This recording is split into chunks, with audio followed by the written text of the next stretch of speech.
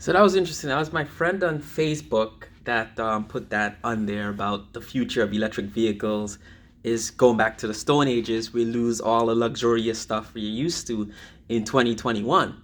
A lot of my it's one of my Republican friends. I went to high school with her, and that's how she feels about electric vehicles, no emissions, and I guess climate change and a lot of other issues, right? That um, half the planet, and I did a video on this, half the planet want to change. We want to improve things, right? I don't want to drive a gas vehicle the rest of my life. I don't want my kids growing up driving gas vehicles.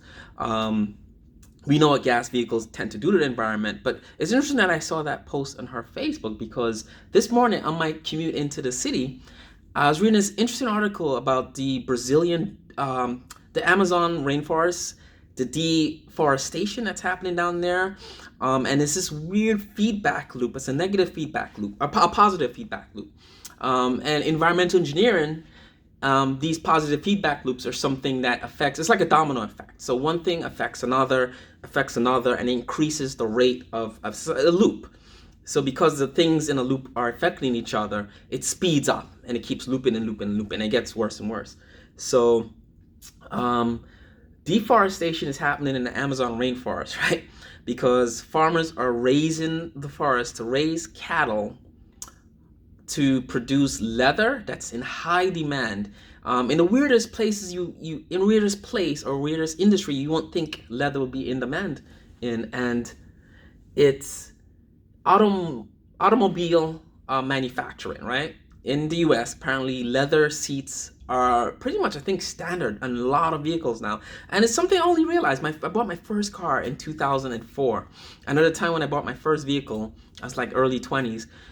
Leather was like a rare thing. You had to spend above $50,000 to get leather. My best friend just bought a Honda Accord last year. Honda, I don't think he paid two. I don't know what he paid, but it was the base model and it had leather everything. And I was surprised. I'm like, I didn't know like cars came with leather like that. But apparently, all cars, many cars come with this leather that comes from Brazil, comes from cattle in Brazil. Um, Everyone's driving cars, as we know, since the pandemic. People went out and bought cars in droves. These vehicles with the leather, and these tend to be. I'm not sure if Tesla, the electric vehicles use leather. I know a lot of them don't use leather seats, but the leather seats. An article pointed this fact out.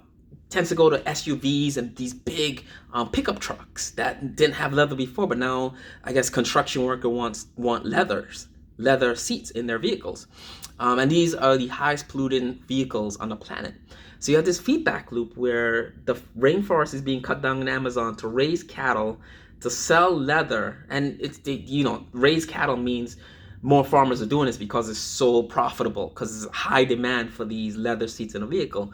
So they're doing it more and more, right? They're burning the rainforest down more and more to raise more and more cattle, to sell more and more leather to automobile makers that are selling more and more cars that people are driving. And the cars pollute the environment that the trees sort of clean up.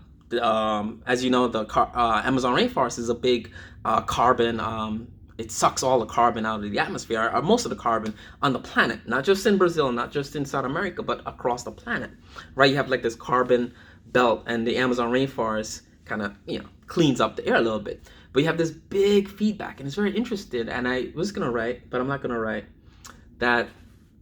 Um, the that will be the future of cars, the way humans are consuming everything on the planet, right? Because of that feedback. I was gonna explain to her, but I was like, nah, I'm gonna leave it alone, because she's setting her beliefs that because we want green energy, electric cars, better things, it means going backwards, right?